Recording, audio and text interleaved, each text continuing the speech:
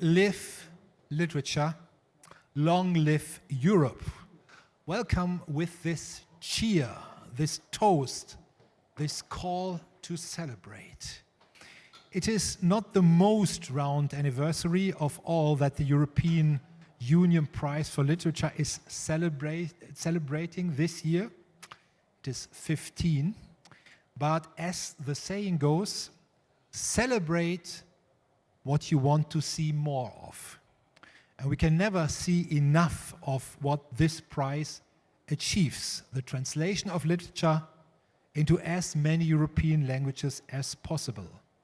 So that, for example, the works of the 4 authors here on stage, which I'm pleased to welcome and to which I give my belated congratulations: Todor Todorov, Tina Vrščaj, Deniz Utlu, and Gaea Schoeters. Welcome to Frankfurt Pavilion.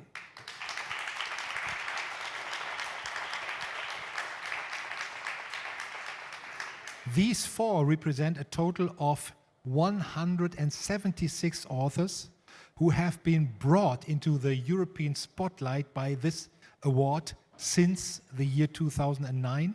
This award, which is made possible by the Creative Europe program of the European Union. We will hear later more about this, the idea and the history of the prize. But first of all, we want to hear stories of impact. What happens when an author from Bulgaria, Slovenia, Germany, Belgium finds out, thanks to the award, their book has the opportunity to find publishers and readers in the 40 European countries that belong to the Creative Europe program. My name is Thomas Böhm. I'm a European journalistic reader from Berlin. Let's start with you, Tina.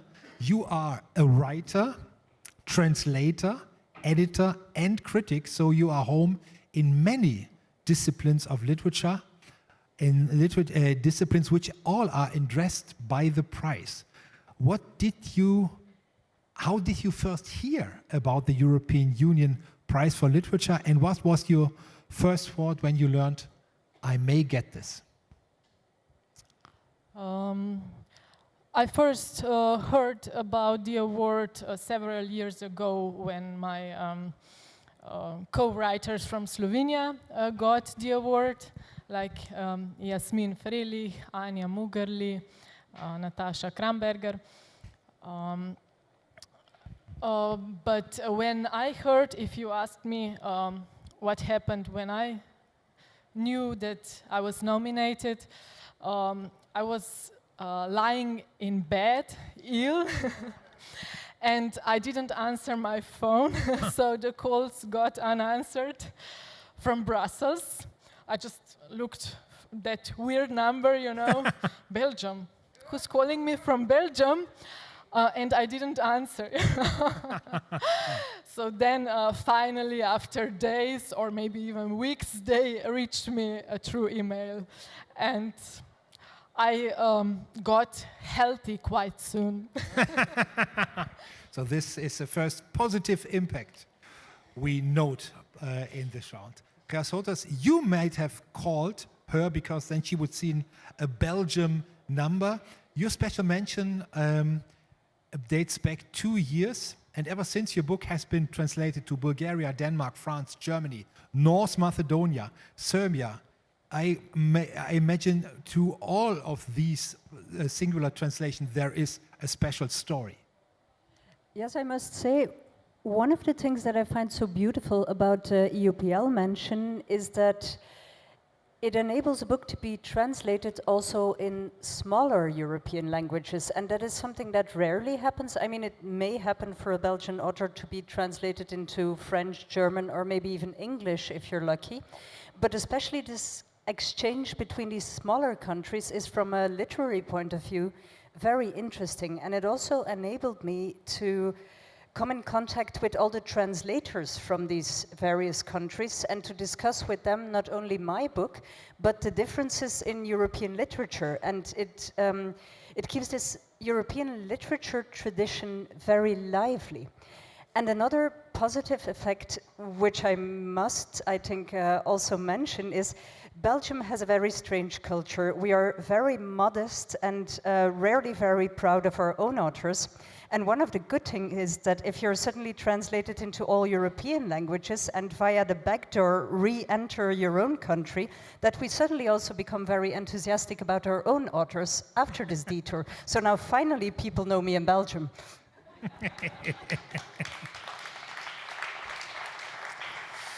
Todor, you have a special relationship with Frankfurt. Your short stories have been published in translation by a local publisher, a Frankfurt publisher called Größenwahn. You have been a guest at many book fairs. Your novel Agabula won the Bulgarian National Literary Prize. What does the European Prize for Literature meant to you?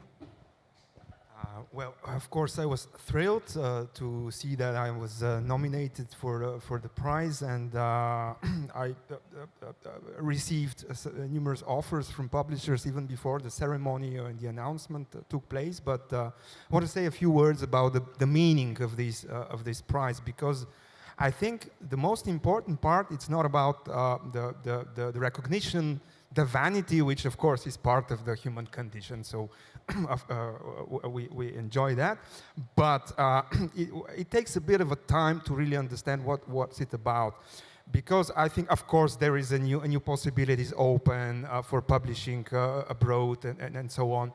But I think the most important and the most precious part of the whole European prize for literature is the people that you get to work with, the people that you meet.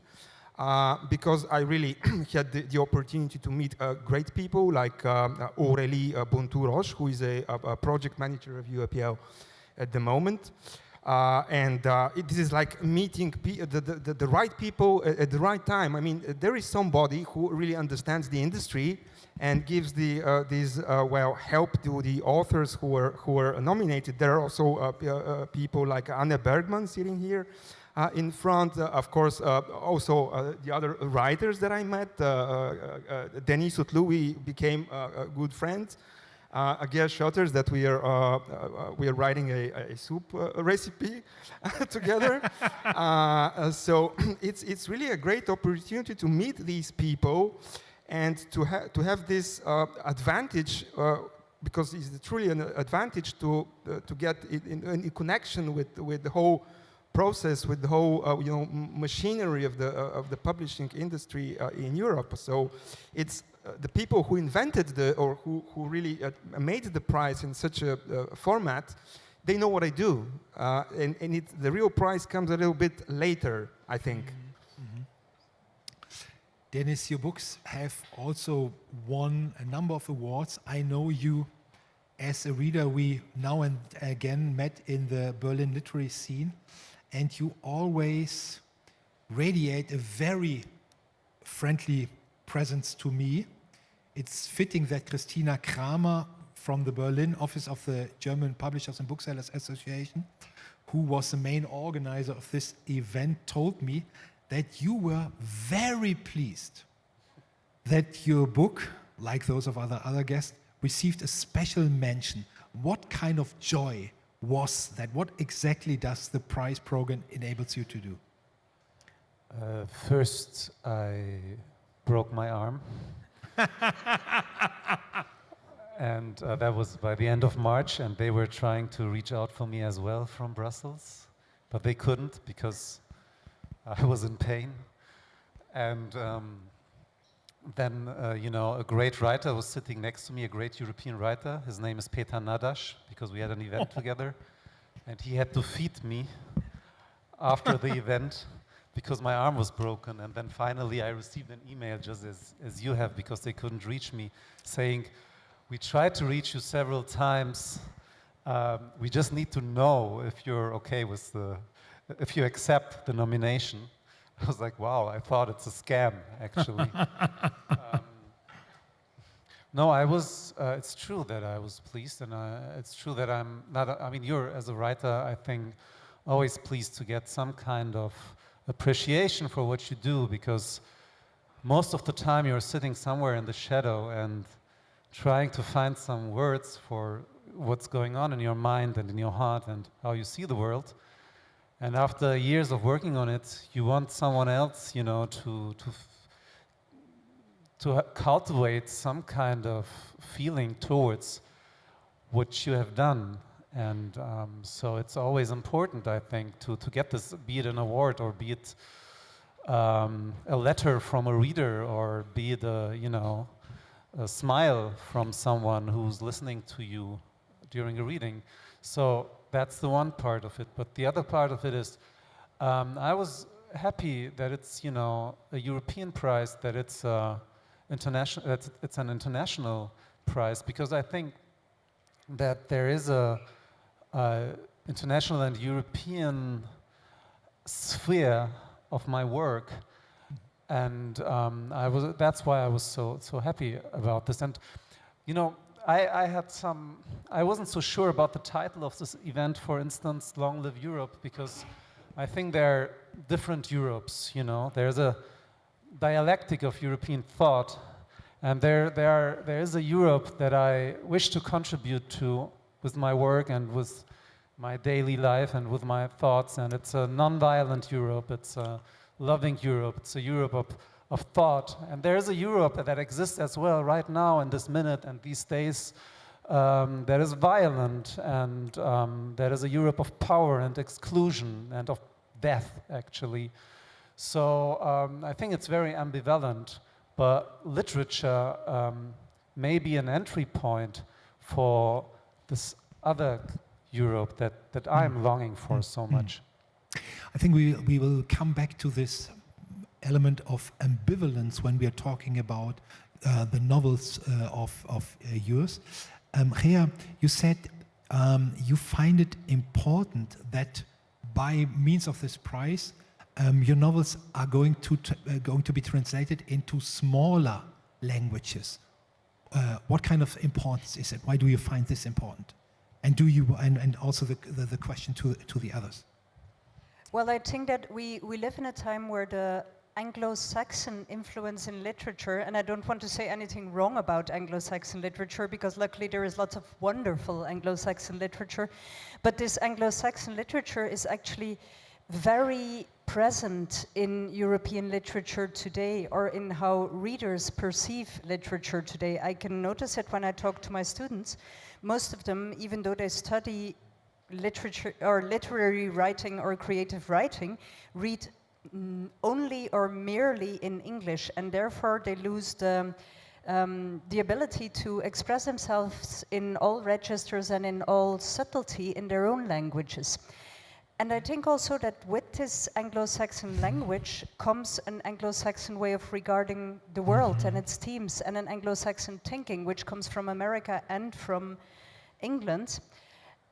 And I think therefore maybe it is so valuable that we focus on the differences that all these smaller European languages have, and this European tradition of reflection and of discussion and debate that is part of this literary culture. Therefore I think that all these smaller languages and all the smaller cultural differences that are behind it are so important, so that not everything is turned into this monocultural way of looking at things. Mm-hmm.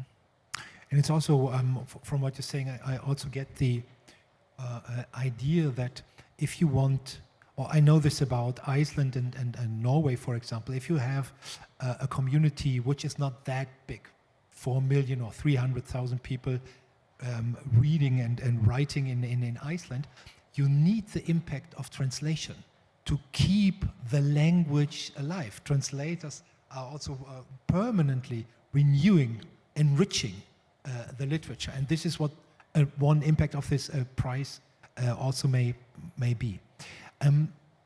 We mentioned the ambivalence for sure when you wrote your novels, and we're celebrating a European prize here. For sure, when you were writing your novels, you were not thinking about Europe. You were not thinking, I'm going to write a European idea. Still, as you now received a special mention for the European Union's Prize of Literature, I may ask you, where did you see the European dimension of your prize? And as Deniz just mentioned, violent history. Gaea, your novel Trophy is about an American hunter who goes to Africa to kill animals. Now, we could say this is an American hunter, but where do you see the European layer, if there is any, in that novel? I think there is certainly a European layer to the novel, as to me it's in the first place criticism of our colonial history, which is a less beautiful aspect of European history, to which we have to relate at some point. And the other very European thing about this novel, I hope, is that what I try to do in my novels is to create some sort of, how shall I put it? I see fiction as a kind of safe space which we can use to think things through to the extreme and to have a conversation with readers and with ourselves about things which are maybe in a non-fictional atmosphere too difficult, too painful, too confronting to talk about. And by placing it into this fictional universe, it becomes possible to have a look at our own colonial past and to look at into which extent we still carry it within ourselves these days. Because we love to say, of course, yeah, but colonialism, it's not me, I'm so past that, I'm so progressive. And then by pulling someone into the mind of someone who still looks at the world through this very wide gaze, we certainly are confronted with how easy it is to slide into this gaze ourselves and how much of this we still carry within our heritage. And I think literature can become a very confrontational and unpleasant mirror for our European history. And in any case, that's how I want to use it, to reflect on these things. Mm-hmm. And this is also a great European tradition of the novel, as one may say. Let's talk about your novel, Tina. Your novel, On Slope, tells the story of a young couple, parents of 2 children, which has to experience the decrease of their relationship. Me, as a divorced male, can easily relate to this, but do you see European dimensions in it?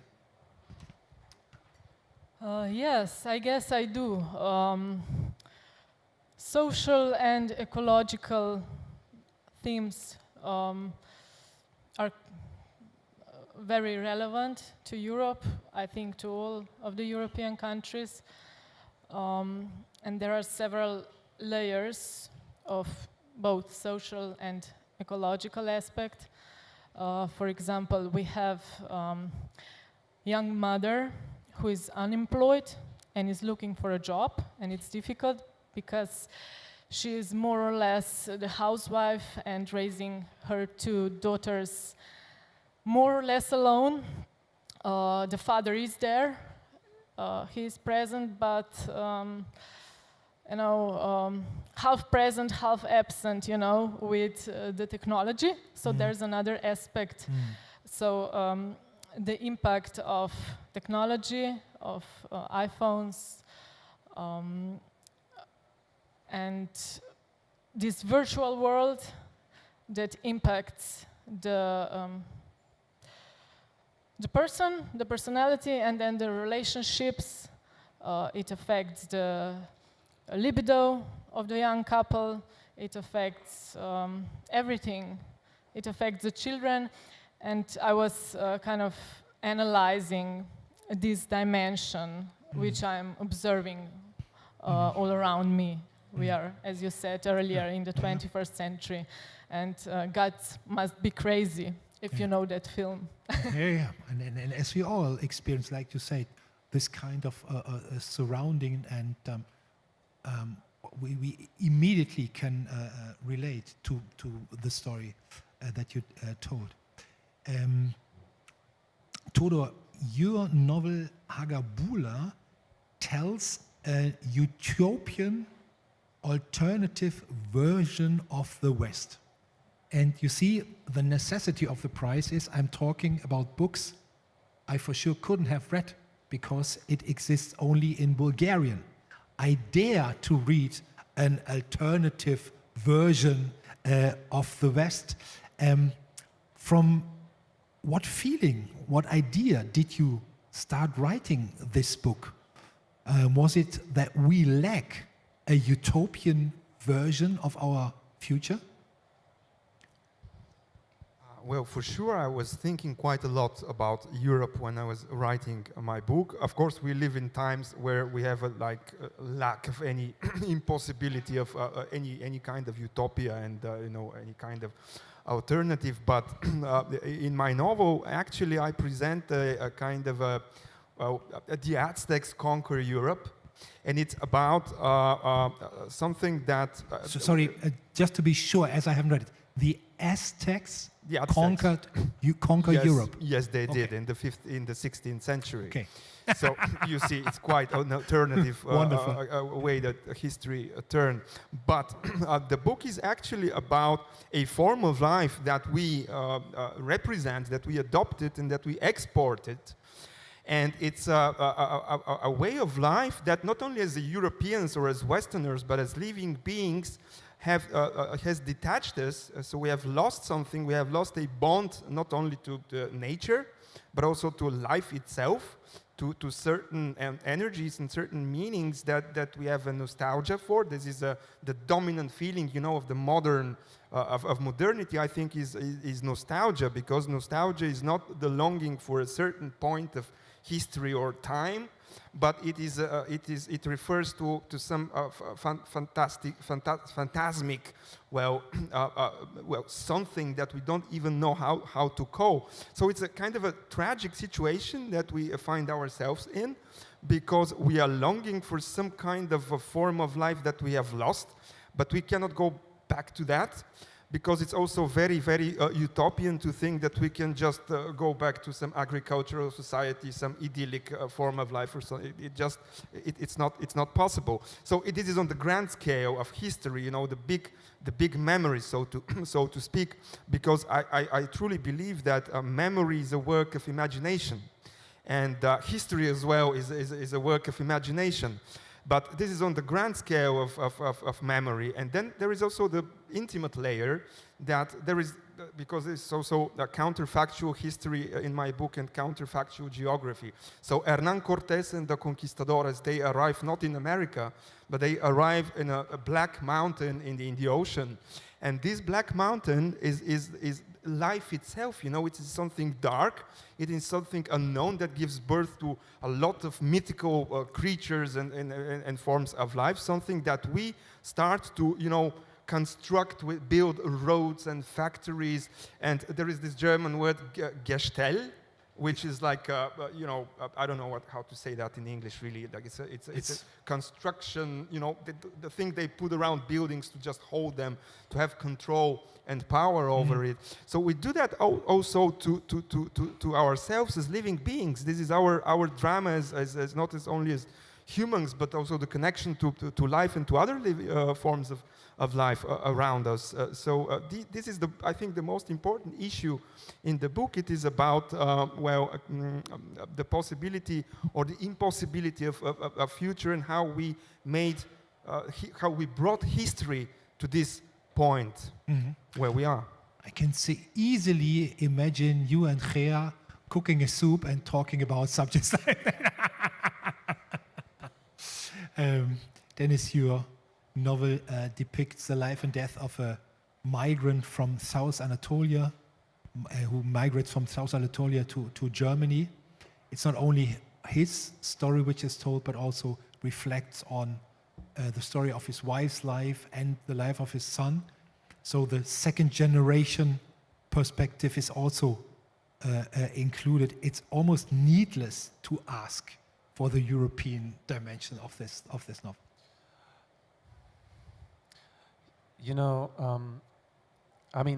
To start very abstract, like any novel written somewhat has a European dimension, because the novel as we know it started in Europe. I'm not saying literature, we have to be very careful with this, but the novel as we know it started in Europe. So any literature that is working with this form of narration somewhat has a European dimension. For me, Vaters Meer, Father's Sea, is something like a modern Odyssey. So, Homer's Odyssey starts with the son searching for the father, with Telemachus. Then Telemachus starts searching for his father, then the story of the father comes, and this is what this novel does. And for the Odyssey, the Mediterranean Sea is very important. This is also a very important thing for my novel, and this is, you could say this is a coincidence, but I don't really believe in coincidences. So it's not a coincidence. It is if you so want, a Mediterranean tradition in there. And here is how I want you to understand Homer differently. You know, there was this big discussion a couple of years ago when a famous German-speaking writer said, "I come from Homer," and everybody was, "Oh my God, how can you dare to say that?" But I want you to, I want us to reread and read differently those texts. Imagine Homer as a wandering poet, as a wandering bard in the area of Izmir, a couple of thousand years ago, and telling his stories through singing. This is a tradition that still exists in that area, and this is what Homer did if he existed. And so when I say Europe, when I refer to the Odyssey, I might refer to something that you were maybe not thinking of, but there's the utopian part in it. Europe can be something very inclusive. Europe can be something that is not,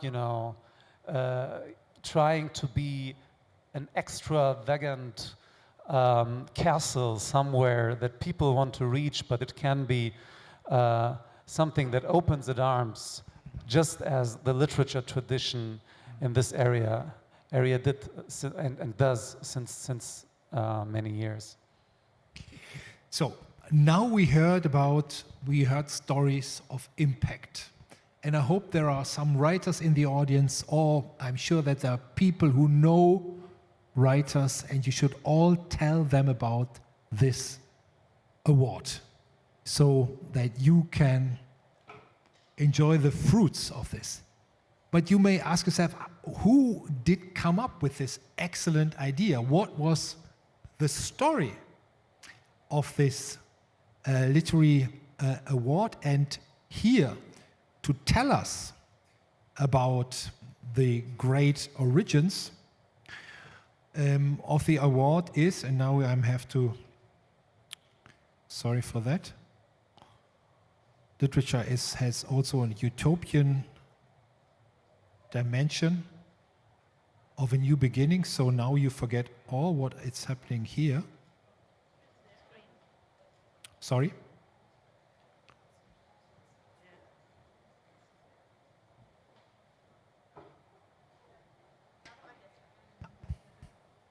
I didn't want to do that, but still, this helps me out a lot. May I introduce Barbara Gessler? She is head of representation of the European Commission in Germany. She will tell us about the history of the award. Please, Barbara Gessler.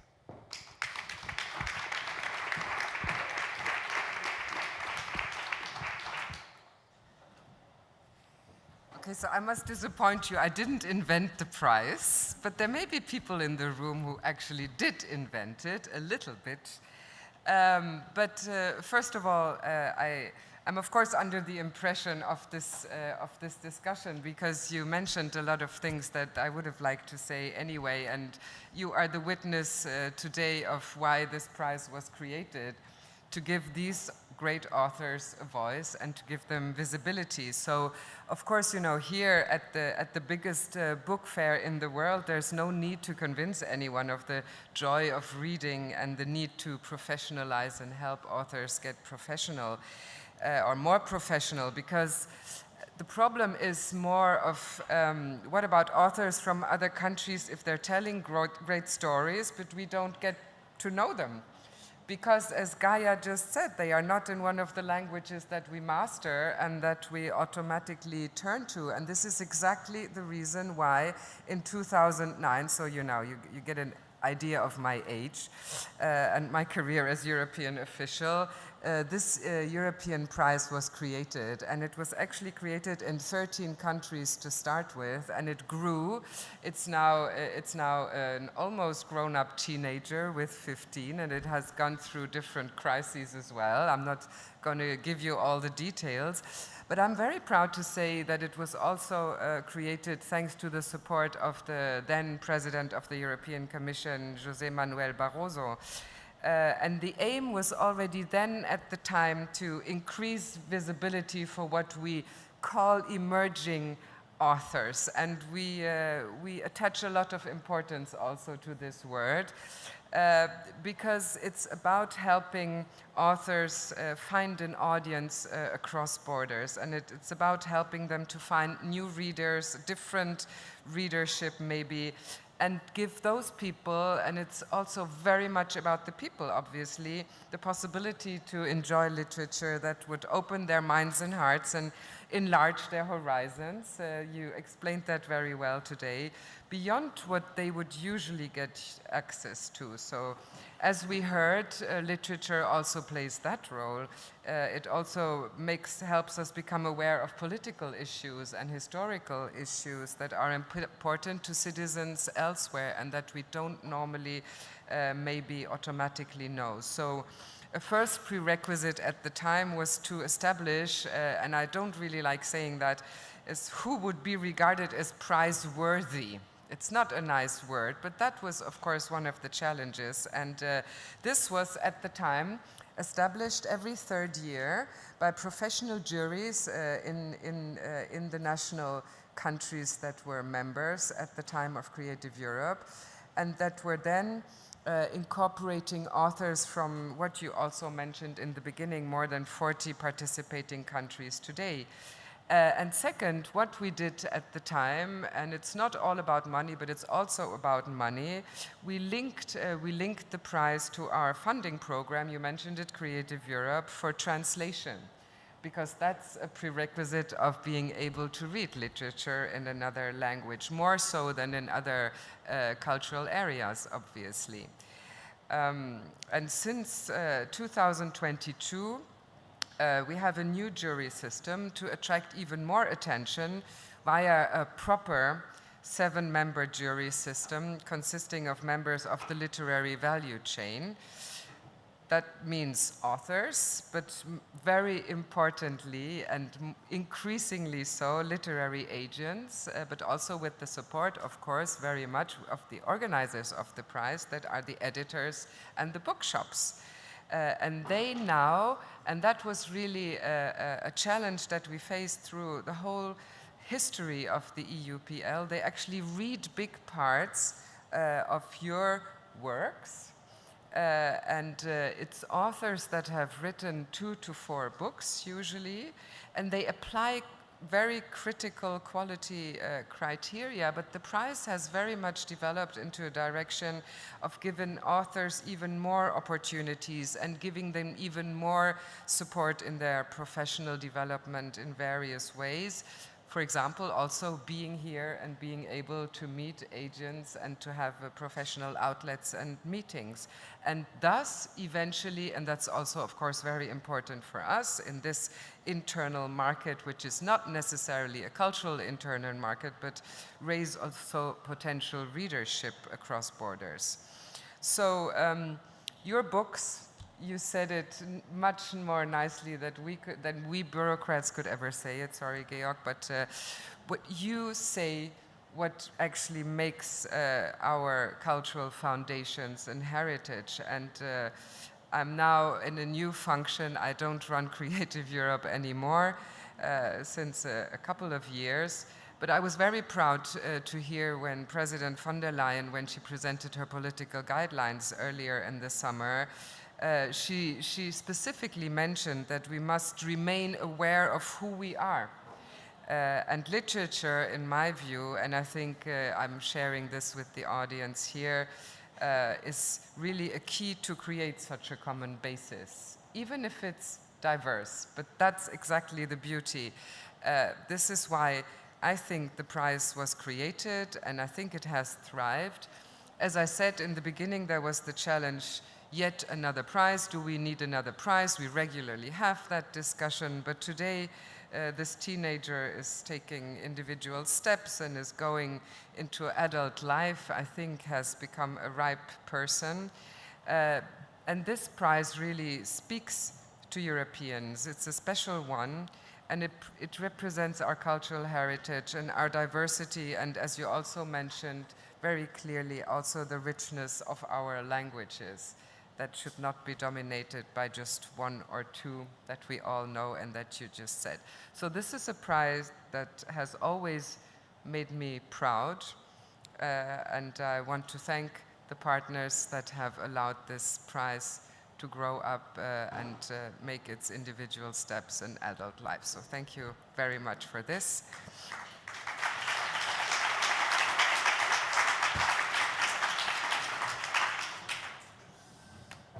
So now we have a special round, as we were wanted to celebrate Europe and to celebrate literature. We were thinking how to do this on occasion with and the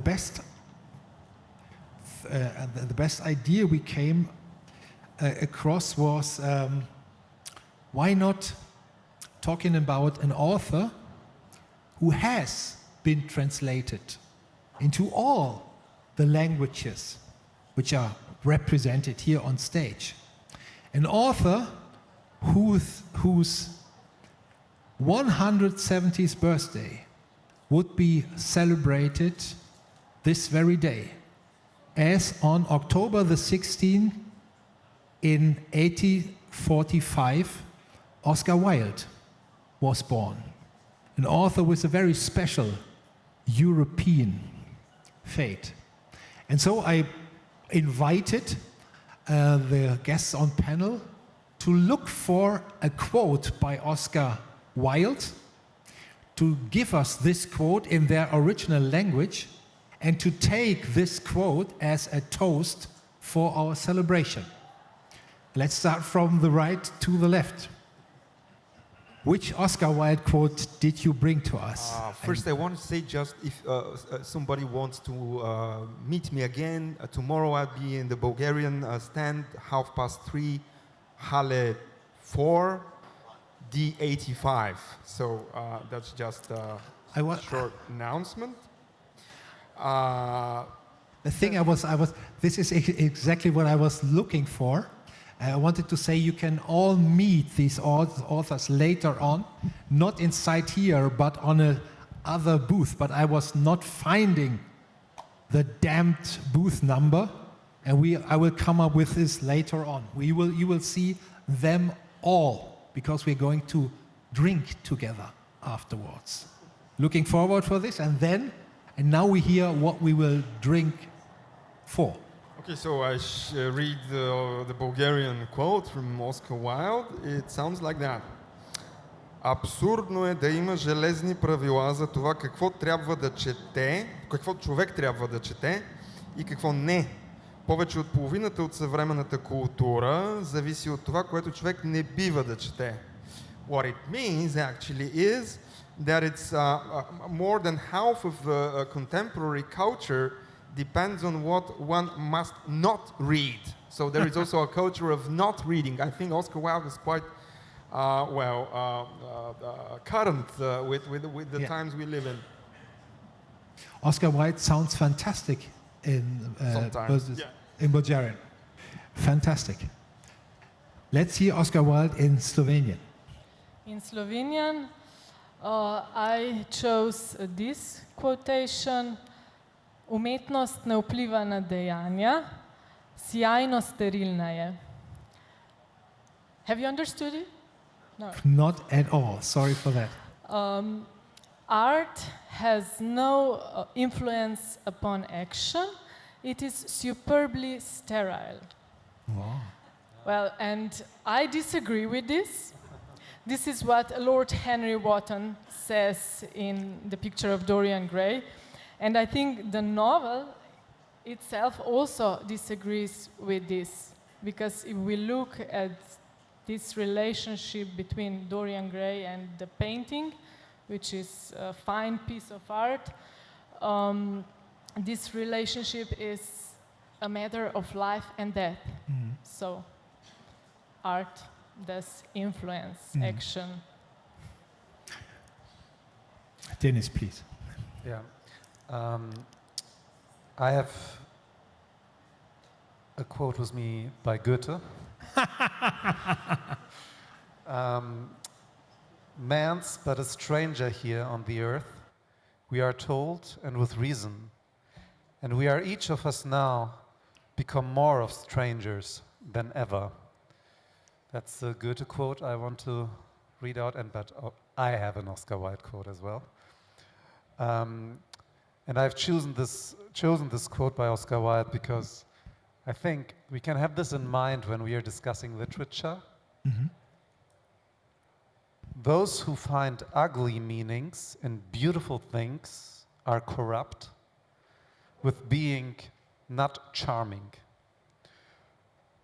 Those who find beautiful meanings in beautiful things are the cultivated. For these there's hope. We need hope. Here. I'll try, but I'm commonly known as the queen of incorrect quotations, so I cannot guarantee you anything. In Dutch, the quote sounds like this. Ik kan alles weerstaan behalve verleiding. I can resist anything except temptation. I'm afraid it goes both for me and for Oscar Wilde, and it's not the only queer connection that connects us. But since I'm also terribly bad at choosing, also in more contexts than one, I want to add two other quotes. One could apply very easily to my book, and in English it goes like this. A cynic knows the worth of everything but the value of nothing, which is rather true for a lot of things in these times, I think. And the last one is, Oscar Wilde said, life is too short to learn German. Damit bin ich eigentlich nicht ganz einverstanden, but what he does mean with it is actually life is too short to learn German really well, because it's a really tricky language, and I'm afraid there he was absolutely right. Thank you. Thank you to the four of you. Is there any better example to demonstrate how important translation is? To demonstrate how the thoughts of one single author have spread all over Europe, inspires to contradict him or her. And why not hoping that the four of our participants here maybe in a distant future be one of these authors whose ideas have spread all over Europe. And if it happens, then it's because this literary prize exists. So again, congratulations to the four of you. And before we go, we follow the temptation to drink. We have another official word, and I may welcome to stage Georg Häusler. He is responsible for Creative Europe, and he's Director for Culture, Creativity in Sport in the European Commission. Welcome, Mr. Häusler. Thank you very much for giving me a few minutes to wrap this up. Now, we have been hearing quite a bit now about the European Prize for Literature, and when I see you four here sitting and listening to you, I think it's really worth the money we are doing here. I mean, to bring you here and to see all the ideas and philosophical thoughts you have behind your writing and which you are sharing with us, and to share this with a wider public, I think that shows that such a prize has absolutely its value. You were talking about the smaller languages which are very much favored through the prize, to bring you to a bigger forefront, to make you better known because better understood. Mind you, we have in the European Union alone 65 languages. It's not only the 23 official, we have 65. And in Creative Europe, I think we are close to 100 languages. And only a few of those languages, I think it's, what is it, German, Italian, Spanish, Polish, French. They could be considered larger languages, but all the others are really small languages, which are not really able to communicate and to talk to others, because that definitely life is too short to learn all those languages. And this is really one of the main driving points of this prize, because it's a little bit also the logic of this European cultural policy we are doing. What is this European cultural policy? It's not about imposing one single European model against, say, the Anglo-Saxon model, which was presented here, or others. No, the richness of the European model is it's the variety, it's the richness, it's keeping all these differences, and when it comes to literature, keeping the linguistic differences and making this the richness of our European literatures. Literatures in plural, I put it in plural on purpose. One feature of the prize which has not been discussed so much, but which is extremely dear to us, is the fact that we actually give those writers not only a prize and a little bit of money, but we give them also a bit of a possibility to accompany them for a certain time to become more professional, not in their work as a writer, but in order to be a successful writer, you need a lot of other things as well. How to talk to publishers, how to talk to editors, how to get a larger market, and this is also one of the features of this prize, which we believe should be continued. Now, important, the prize will continue. It is something which we are relaunching now. As Barbara said before, it has been developed, it has evolved. It was not exactly the same format when it was introduced. Now we are more in a kind of a single prize approach as we used to be. In the beginning, there was not a single winner, there were only nominees. Now we go more to the winner concept, and also give the others who have a mention still the same possibility. Now, what I want to maybe finish with, the prize will continue. We are going to do a certain number of adaptations, and I have already realized one important adaptation we need to do. We need to make sure that you are reachable, because I was actually hoping that you were all kind of sleeping next to your telephone for months, waiting for the phone call for Brussels, but apparently you are not, so I think we need to up our game a little bit in this context. Nothing else. Thanks for being here, and thanks really for sharing all these beautiful thoughts you have. I'm looking forward to reading all your books. Thanks a lot. Wait a second. Oh, no. And then the most important thing, which is on my to-do list, I invite you for a cocktail which we are giving in the Creative Europe stand. That's in the hall 41H57. So please come, you get a wonderful free drink. I'm sure it's very good.